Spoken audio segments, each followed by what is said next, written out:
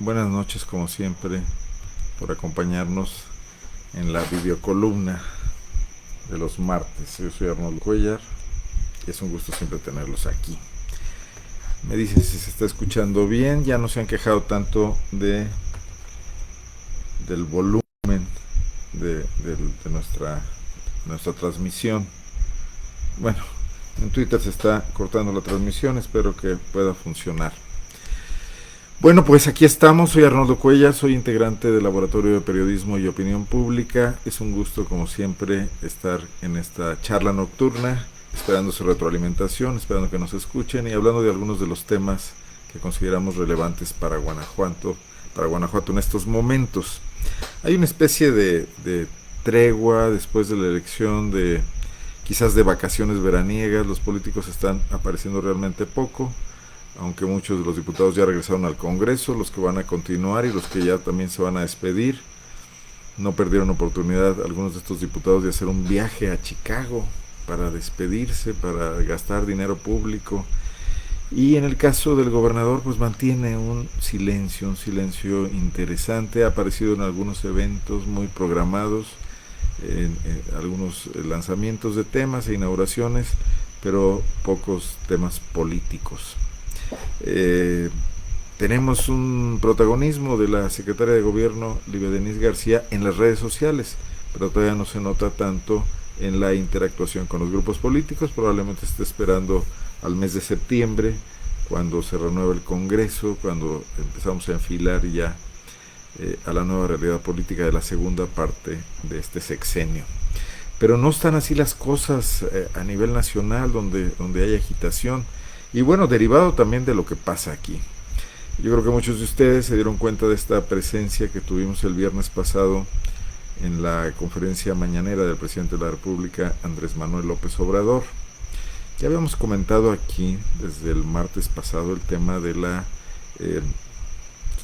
fundada sospecha, diría yo, de espionaje sobre integrantes del Laboratorio de Periodismo y Opinión Pública, sobre mi persona en lo particular, y esto lo atribuimos al fiscal general del estado y a algunos de sus colaboradores, a Carlos Zamarripa, y muy claramente hay quien es considerado como su hacker personal, que es el director de la Agencia de Investigación Criminal, un personaje que llama la atención porque no es ni policía ni abogado, y sin embargo ocupa un altísimo cargo relacionado, bueno, pues es el jefe de todos los agentes ministeriales, es el jefe de los laboratorios forenses, tiene una gran infraestructura a su servicio, y bien, viene de ser un ingeniero en sistemas. Dicen que sus habilidades son notables y que Zamarripa depende mucho de ellas en esta inseguridad que tienen todos los hombres fuertes que quieren siempre estar adelantándose a los acontecimientos y, bueno, entre otras cosas, espiando a quienes consideran sus críticos, sus detractores, sus contrincantes, o de quien sospechan, incluso probablemente a los que le rodean, a sus propios colaboradores. Presentamos esta denuncia ante la Fiscalía General de la República, Oficina Guanajuato, Delegación Guanajuato, y nos enteramos con sorpresa, creo que eso no lo alcanzamos a comentar la semana pasada, que había sido turnada a la Fiscalía del Estado, justo al espacio que estábamos señalando como el sospechoso de la actividad ilegal.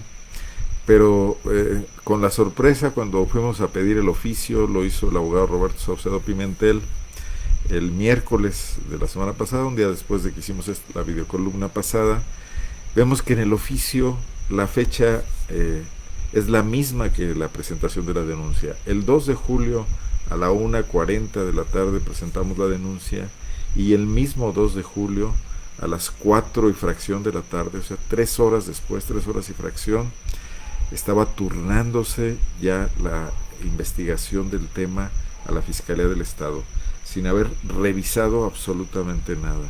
Es más, hasta con prisas, el oficio redactado mostraba errores de sintaxis, errores de ortografía y errores de atribución a los artículos que se citan normalmente en estos casos para justificar o para dotar de argumentos legales a lo que se está haciendo. Y esto nos confirmó una situación. La Fiscalía General de la República, en Guanajuato, su delegación Guanajuato está totalmente o estaba totalmente copada y controlada por el fiscal del estado, Carlos Samarripa. Esto nos lleva a una primera reflexión. El poder de Carlos Samarripa sin duda ha aumentado desde que es fiscal general autónomo. Otro espacio en el que ahora su influencia es decisiva, y esto es lamentable por lo que la sociedad civil había conquistado en ese terreno, es la Procuraduría de los Derechos Humanos de Guanajuato, donde tampoco el nuevo ombudsperson, bueno, es un exceso llamarlo todavía así cuando no ha demostrado esa calidad, defensor del pueblo, persona defensora del pueblo, no se atreve ni siquiera a cuestionarlo con una recomendación y solamente le hace llegar a sus subordinados las que le toca hacer cuando ya no tiene de otra. Hay que recordar que Vicente Esqueda es un político de una corriente distinta a la de Diego Sinue, la de Fernando Torres Graciano, que en ese carácter fue contrario a las aspiraciones de Diego Sinue y que se le responsabiliza de algunos golpes bajos en las precampañas y de alguna manera tenía un veto para incorporarse al gobierno de Diego Sinue. Ese veto logró ser superado solamente por la recomendación de Carlos Samarripa, por el compromiso, lo especulo, pero con mucha información, con muchos elementos, por el compromiso establecido para cerrarle un flanco a Samarripa en la Procuraduría de los Derechos Humanos. Entonces, recuerden lo que hemos hablado aquí otras veces, el ascendiente que tiene sobre el Congreso, ese temor visceral que le tienen los diputados al fiscal general cuando es ante quienes debería rendir cuentas, el respeto excesivo que le tienen los partidos de oposición. Hemos visto declaraciones como las de la diputada Vanessa del Partido Verde, donde ella dice que no es el único responsable de lo que pasa en Guanajuato. Tratan de repartir por todos lados culpas, cuando sin duda la impunidad solo tiene una ventanilla, que es la Procuración de Justicia.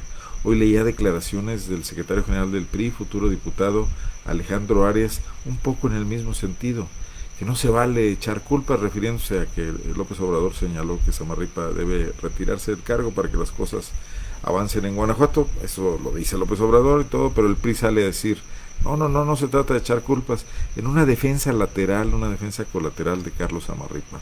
Los tiene a todos en un puño, es hoy el hombre más fuerte de Guanajuato. Por eso puede permitirse violar la ley y espiar ciudadanos sin mandato judicial y tener vigilados a todos.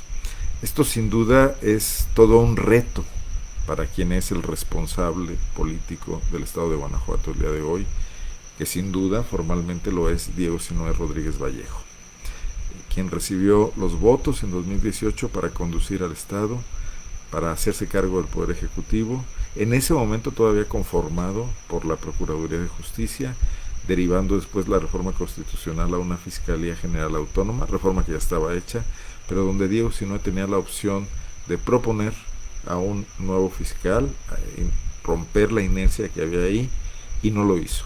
Ratificó al que ya estaba. Muchos creemos que bajo una fuerte presión o un condicionamiento del exgobernador Miguel Márquez Márquez, su tutor político, quien le dio la oportunidad de llegar a la candidatura y al cargo de gobernador.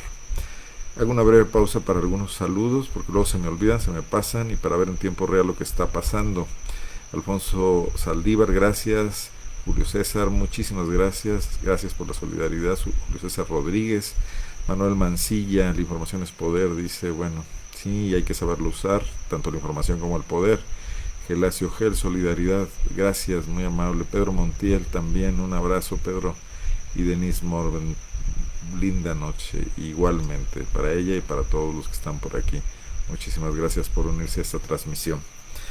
Bueno, un detalle importante, relevante, quiero escribir un artículo sobre eso, no he tenido tiempo, han sido días agitados, es la cuestión de quiénes salieron en primera instancia a dar la cara por Carlos Samarripa después del fuerte embate que produjo Andrés Manuel López Obrador en esa mañanera del viernes, ante la pregunta que yo le planteé, y que en un principio tenía otra dirección, porque más bien era un cuestionamiento de la Fiscalía General de la República, pero bueno, tampoco estoy en desacuerdo con muchas de las cosas ahí que el presidente expresó. Salieron el presidente del Comité Directivo Estatal del PAN, todavía lo es, Román Cifuentes Negrete, en una primera defensa con un documento bastante estructurado, le dedicó tiempo él o sus asesores a pensarlo, un duro ataque a López Obrador, diciendo que también él reprueba, que también él tiene malos resultados y que también a él deberían correrlo por la frase que dijo el presidente López Obrador de que si Samarripa fuera gerente de un negocio ya lo hubieran corrido por sus resultados. Hay una diferencia. López Obrador tiene 2 años y fracción en el cargo, 2018-2021, cumple en diciembre sus 3 años, y Carlos Samarripa tiene 12 años y medio en el cargo, sí cuenta, 4 veces más. Pero Román Cifuentes fue uno de los que salieron a dar la cara y a responder, a hacer frente. Salió Alejandra Reynoso también, a nivel federal, dio alguna declaración al respecto. Y salieron 2 obispos. El de Celaya, que está apenas llegando al Estado, empapándose de la nueva realidad, pero que ya salió a exculpar al fiscal de la responsabilidad y a decir que todos los ciudadanos tenemos la culpa de la inseguridad. Cuando la culpa es de todos, es de nadie. Eso debería saberlo el obispo, que es un hombre seguramente ilustrado. Y el obispo de Irapuato también salió con alguna declaración por el estilo a defender a Carlos Samarripa. Y yo de aquí saco una primera conclusión. Si hay un político en Guanajuato en estos momentos que tenga ascendiente sobre el clero, que pueda hablar de tú a tú con los obispos de Guanajuato, que además pueda dar instrucciones, porque lo ha venido haciendo sistemáticamente, al presidente del Comité Directivo Estatal del PAN, Román Cifuentes, y que además se entiende perfecto con la senadora Alejandra Reynoso, ese político tiene nombre y apellido, se llama Miguel Márquez Márquez. Y bueno, solo hay que recordar cómo en la campaña pasada reunió a los sacerdotes de todo el distrito con cabecera en Dolores Hidalgo para pedirles su apoyo para el candidato del PAN, que es un expriista, era un expriista que ganó las elecciones, Adrián Hernández Alejandri, si no me equivoco. ¿Quién puede convocar a todos los obispos de una zona? Cualquier político puede hacer eso, hablarles y que obedezcan y que vayan a una especie de mitin político. Me imagino que solo con el permiso del obispo de la zona se puede hacer eso. Pues ahí estaba Miguel Márquez con todos esos obispos, con todos esos sacerdotes, seguramente con permiso del obispo. Entonces es esta ala del PAN, esta ala un poco radical, de derecha, de ultraderecha, lo que hemos dado en llamar históricamente el yunque, que hoy en día está muy bien representado por Miguel Márquez y que es la correa de transmisión entre todos estos actores sociales, políticos, religiosos, el que sale a dar la cara por Carlos Samarripa. No lo hizo Diego Sinue, no lo hizo nadie de los integrantes de su gabinete, no lo hizo la secretaria de gobierno, Livia Denise García, quien además creo que sigue siendo la coordinadora del eje de seguridad en Guanajuato. Sí, su dependencia por lo menos lo es, como en la época de Luis Ernesto Ayala. Ni siquiera Sofía Huet, tan parlanchina y tan salidora a los medios de comunicación, salió esta vez a defender a Carlos Samarripa. Y esto me deja en claro que lo que mencionaba en principio, Carlos Samarripa es una imposición de Miguel Márquez a Diego Sinue. Y aunque Diego Sinue ha dado muestras en los últimos meses, particularmente en este 2021, de querer alejarse, de querer deslindarse, de separarse, de divorciarse, de romper con Miguel Márquez Márquez, incluso tuvo una frase algún día ante los reporteros un poco exasperado cuando le preguntaban, creo que sobre el nuevo estadio de León, los terrenos que Márquez compró y vendió a plazos al Club Pachuca, por cierto, otro tema para revisar lo que está pasando ahí. Diego dijo, Márquez ya tuvo sus 6 años, Márquez ya gobernó, hoy yo gobierno. Bueno, un decir, porque Márquez sigue metiendo la mano en muchas cosas, por ejemplo en el PAN, por ejemplo en las candidaturas, por ejemplo en la defensa de Samarripa, pero se notaba en la psicología del gobernador, eso que a veces no se logra ocultar, cierta exasperación, ciertas ganas de independencia, de madurar, de llegar a una adultez política como gobernador. A la mitad, casi a la mitad de su mandato, realmente se ha tardado Diego Sinue. No conozco un caso así en la historia reciente de Guanajuato, donde un gobernador se tarde tanto en afirmarse a sí mismo, en romper con influencias y sobre todo con injerencias de sus antecesores. Por eso titulé a la charla de hoy El silencio de Diego Sinue, porque a diferencia de otras ocasiones, pienso que hoy este silencio no es tan tan ominoso, tan culposo. Yo creo que Diego Sinue no quiere, es mi interpretación desde luego, y ustedes pueden estar de acuerdo o en desacuerdo con ella, no quiere salir a defender a Samarripa porque no quiere sobrecargarse con esa agenda, porque ya está pensando cómo salir de ese atolladero. Un poco la frase que López Obrador dijo también la semana pasada, de que si no resolvía el problema de la seguridad, su sexenio iba a ser, palabras más, palabras menos, un fracaso. O sea, sus otros logros políticos, los programas que se ha planteado, la infraestructura que va a construir, puede no tener la menor relevancia si no soluciona el tema de la violencia y del creciente deterioro de la paz pública en México.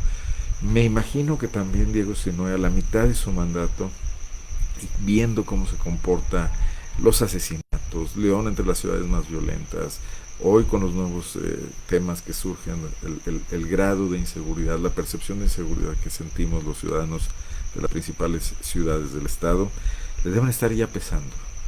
También Diego Sinue, aunque no lo ha dicho en su fuero interno, debe estar reflexionando que si no da resultados, si no da ahora sí, de verdad, un golpe de timón, no como la figura retórica con la que se quiso manejar al principio del sexenio en esa materia, su sexenio puede quedar marcado para siempre. Y marcado por dos características, dos sellos fundamentales.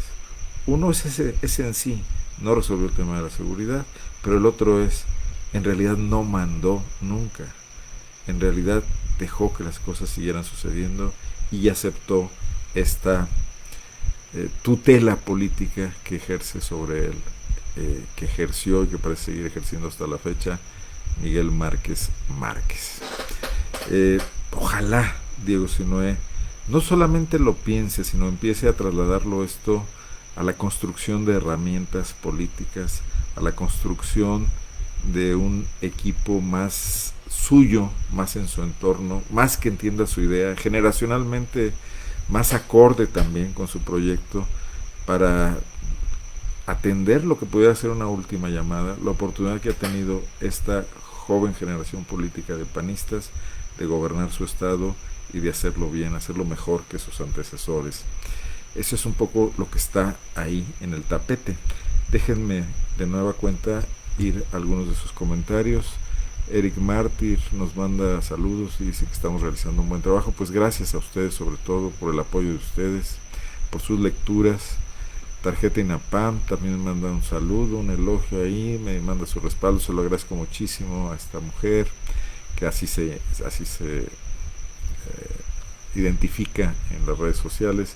Luis Palafox, gracias. José Santibáñez, muchísimas gracias. Freddy Mosqueda nos manda saludos. Fausto Francisco Ochoa, aquí presente para una adecuada información. Muchas gracias, doctor. Ayer 21 homicidios, dice el Pidi Santibáñez, exactamente. Dio un brinco en el país y Guanajuato encabezando, como ocurre normalmente, esa lista. Bueno, otras frases aquí. Diego es un títere. Bueno, yo dije que ustedes podían pensar lo que quisieran, yo sí lo pienso. No propiamente un títere, un político sometido, aceptó ciertas condiciones, así llegó a la gubernatura y pudiera cambiar ese destino. Todo el mundo puede cambiar su destino, más si eres el gobernador, más si eres el que maneja un proyecto, un presupuesto público, el que puedes sumar y cortar a tus colaboradores si te dan o no te dan resultados. Puedes construir, darle un sello personal. Le faltan 3 años a Sinue y eso sería muy importante para él, para el propio PAN, que está urgido de oxígeno y de un recambio y de un reencuentro con lo que eran sus valores originales, los que lograron que se arraigara en Guanajuato, los que lo vieron como una opción frente al autoritarismo del PRI, frente a las imposiciones de aquellos presidentes de la República priistas, y que hoy un poco con resignación respaldan a este PAN, aunque no estén del todo de acuerdo en sus resultados, porque no ven algo mejor y porque también ideológicamente tienen diferencias con lo que ocurre a nivel nacional. En Guanajuato hay una ideología conservadora que bueno, pues no tiene nada de malo, así somos, tiene un sello característico, se puede vivir así, hay sociedades así, puede haber espacios para todos, no solo con tolerancia, sino con pluralidad.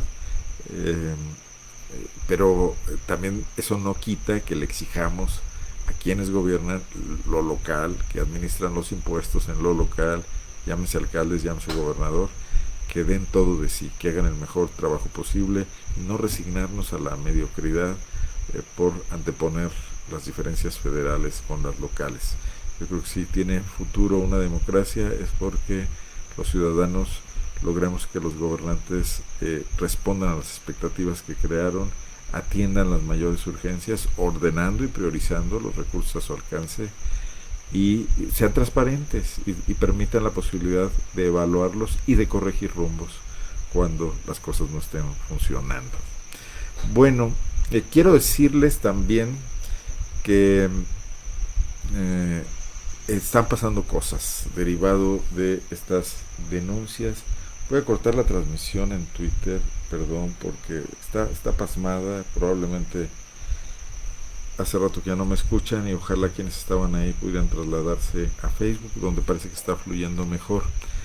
Están pasando cosas y una de ellas es que lo que señalamos ese día en la mañanera y que además no nos quedamos en eso porque también presentamos quejas internas a la propia Fiscalía General de la República, han dado como resultado una intervención desde oficinas centrales de la visitaduría interna de la Fiscalía General de la República a las oficinas de la delegación Guanajuato. Llegó desde el viernes pasado un grupo de revisores, de auditores, encabezados por una abogada, no tengo su nombre, quizás creo que se llama Blanca, es lo único que podemos saber, Blanca Torres, si no me equivoco, y empezaron a revisar cómo se ha venido comportando la delegación de la Fiscalía General de la República. Hay que recordar varios casos, ¿no? Por ejemplo, uno de ellos es el de Leo Reyes, el migrante asesinado en San Miguel Allende por elementos de élite de las Fuerzas de Seguridad Pública del Estado, al cual se le negó el acceso a la justicia en el fuero común, cuando el Ministerio Público ni siquiera abrió carpeta porque consideró que había habido uso legal, uso legítimo de la fuerza en el asesinato de Leo Reyes, y además de que perdió la vida, perdió su reputación porque se le quiso convertir en un delincuente, en un sicario, y que por eso había muerto a un migrante joven que estaba iniciando su vida productiva en Texas, que era el más chico de su familia, el principal amor de su madre, que hasta hoy está convertida en una activista fuerte, desde una resignación y una pasividad llena de fortaleza ha estado cuestionando a las autoridades de Guanajuato y no ceja en denunciar su falta de acceso a la justicia. Y sus abogados, cuando vieron cerradas las puertas en Guanajuato por la Fiscalía y por el Poder Judicial, donde también una juez les negó un recurso para que el caso pudiera ser reabierto, acudieron a la Fiscalía General de la República. Y como ocurrió en mi caso, el delegado David Carmona giró instrucciones para que un agente del Ministerio Público Federal devolviera el caso de nueva cuenta a la Fiscalía Estatal, es decir, para que no pasara nada, como un juego de tenis, como una devolución de pelotas. Lo mismo que le está pasando, por ejemplo, a Bárbara Botello, que está litigando su detención ilegal cuando tenía un amparo. Una violación de amparo es un tema delicado y también estaba siendo consistentemente revictimizada por los fiscales federales. Y casos que empiezan a surgir, otros litigantes nos hablan y nos comentan que esta actitud era común, muy común en la Fiscalía General de la República en su delegación de Guanajuato. Vamos a ver qué pasa después de esta intervención, si los mismos funcionarios siguen, si recomponen sus actitudes, si se designa a un titular, a un delegado en forma y no simplemente a un encargado del despacho, y si se rompe con este sometimiento de la instancia federal a la estatal. Más difícil parece ser que se compongan las cosas, por ejemplo, en la Procuraduría de los Derechos Humanos de Guanajuato. Después de haber transitado por el desierto con 2 años de desempleo, parece ser que Vicente Esqueda no quiere hacer un papel digno en la Defensoría del Pueblo de Guanajuato y está solamente convertido en un burócrata privilegiado con un alto sueldo y sometiendo esta al imperio de la fuerza que se marca desde la Fiscalía y desde la Secretaría de Seguridad Pública. Además, con el tema de contratar a panistas, empanizar la Fiscalía, perdón, la Procuraduría de Derechos Humanos, lo que va a lograr ahí un deterioro considerable de lo poco que se había avanzado. Hoy extrañamos hasta un procurador como Raúl Montero de Alba, que siendo un personaje pues inseguro, sometido a su antecesor, ¿cómo se llamaba? Gustavo Rodríguez Junquera, trató de hacer un papel medianamente digno, sobre todo al final, en búsqueda de la reelección, y eso fue lo que le provocó las iras y el veto desde la Fiscalía, desde Carlos Zamarripa, y permitió la llegada de Vicente Esqueda. ¿Es esto digno de un Estado democrático? ¿Es digno de un Estado panista, tomando en cuenta los documentos básicos con los que este partido se conformó y cómo se integró a la vida política de México, qué proponía en ese momento? A mí me parece absolutamente que no. Ahorita está de moda quejarse de las dictaduras. Bueno, eso está muy bien, siempre hay que quejarse de las dictaduras, de Cuba, de Venezuela, etcétera, ¿no? De Hungría, de la Unión Soviética, perdón, de Rusia. Pero hay que ver lo que está pasando en nuestro propio patio, en nuestro territorio. Se teme mucho que Andrés Manuel López Obrador tenga un ánimo totalitario, y se teme que quiera perpetuarse en el poder, y se teme que quiera controlar al poder legislativo y que quiera meterle mano al INE, etcétera. Pero no estamos viendo que en Guanajuato el gobernador, hasta un gobernador tan inseguro y débil como Diego Sinue, que no logra liberarse de la tutela de Márquez, controla a su poder legislativo, controla a su Procuraduría de Derechos Humanos, controla a su poder judicial también, y controla a sus partidos de oposición. Bueno, está bien, rechacemos eso en México y también en Guanajuato. Muchísimas gracias. No quiero extenderme mucho más, solo para leer sus comentarios. Los verdaderos gobernadores son de facto Zamarripa y Cabeza de Vaca, dice Gelacio Gel, o gobernador y vicegobernador, quizás.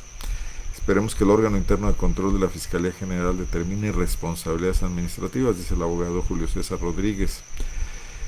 David Carmona, rendido a los encantos del poder estatal, solamente serán los encantos, habrá algo más. Beatriz Bruno dice: mi solidaridad, Arnoldo, gracias.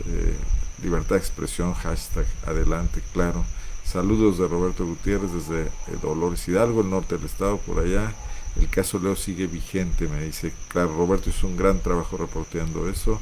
Erwin Cortés,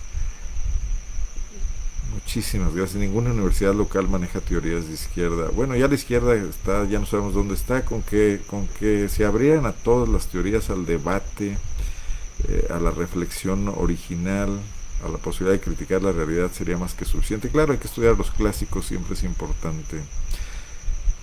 Domingo Cosío desde California, un saludo, muchísimas gracias.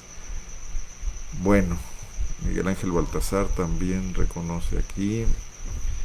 Les agradezco muchísimo, como siempre. Hoy hubo muy buenas conexiones, muy amplio el chat de comentarios, y no me queda sino agradecerles. No hay que extender esto demasiado, no hay que hacerlo tan... Y luego empieza uno a decir, a desvariar, ¿no? Así que vamos a dejarlo por aquí hoy. Buenas noches, vamos a seguir platicando, y los invito a darle seguimiento a muchos de estos comentarios, informaciones, columnas, análisis en la página del Laboratorio de Periodismo y Opinión Pública. Hoy, además, orgullosamente integrantes de la Alianza de Medios de Periodistas de a pie a nivel nacional. Buenas noches y hasta el próximo martes. Muchas gracias.